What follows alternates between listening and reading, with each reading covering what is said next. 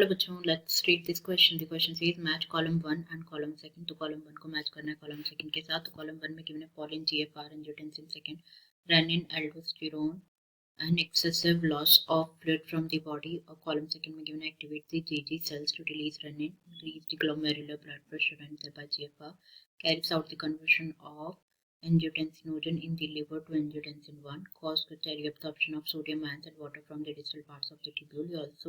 This also leads to an increase in blood pressure and GFR. And last given है activate करता है उसमें receptors को, जो stimulate करता है hypothalamus को to release ETH from neurohypophysis. तो सबसे पहले यहाँ पे बात करेंगे हम की कॉन्सेप्ट के बारे में। तो जो की कॉन्सेप्ट इस क्वेश्चन में यूज किया गया that is regulation of kidney function, regulation of kidney function. तो जो फंक्शनिंग है किडनीज की, जो फंक्शनिंग है ये एफिशिएंटली मॉनिटर और रेगुलेट होती है बाय हार्मोनल फीडबैक मैकेनिज्म, जो कि इन्वॉल्व करते हैं hypothalamus, JGA stands for juxtaglomerular apparatus, और टू सर्टेन एक्सटेंट हार्ट भी जो है इन्वॉल्व होता है। तो वन बाय वन हम डिस्कस कर लेते हैं। सबसे पहले गिवन है यहाँ पे पॉलिन जीएफआर।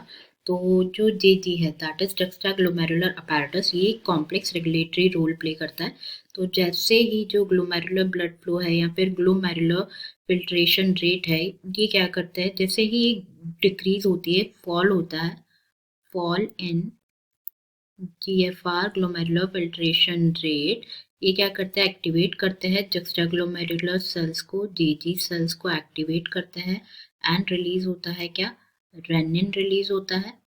एंड ये क्या करता है, कन्वर्ट करता है, रेनिन कन्वर्ट करता है एंजियोटेंसिनोजन को, एंजियोटेंसिनोजन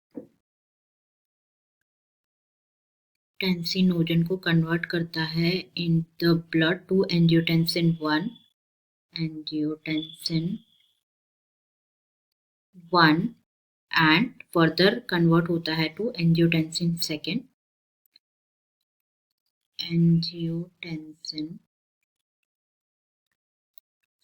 तो यहाँ पे क्वेश्चन में ये पूछा गया है पॉलिन जीएफआर ये क्या कॉज करता है, बेसिकली एक्टिवेट करता है जुक्स्टाग्लोमेरुलर सेल्स को, एक्टिवेट करता है टू रिलीज रेनिन।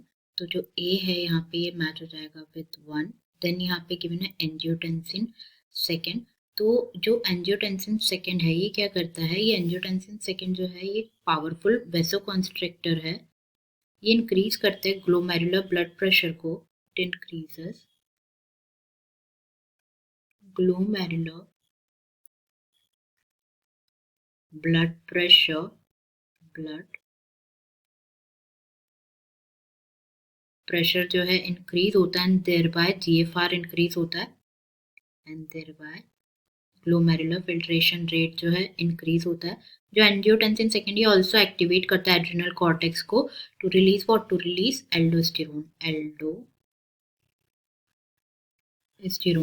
तो यहाँ पे जो बी है यहाँ एंजियोटेंसिन सेकेंड, ये मैच हो जाएगा विद सेकेंड। क्या होता है, बेसिकली इंक्रीज करता है ग्लोमेरुलर ब्लड प्रेशर को एंड देयरबाय जीएफआर इंक्रीज होता है। तो बी मैच हो जाएगा विद सेकेंड। सी गिवन है रेनिन। तो रेनिन क्या करता है, बेसिकली हमने देखा रेनिन कन्वर्ट करता है एंजियोटेंसिनोजन को एंजियोटेंसिन 1 में, देन टू एंजियोटेंसिन सेकेंड।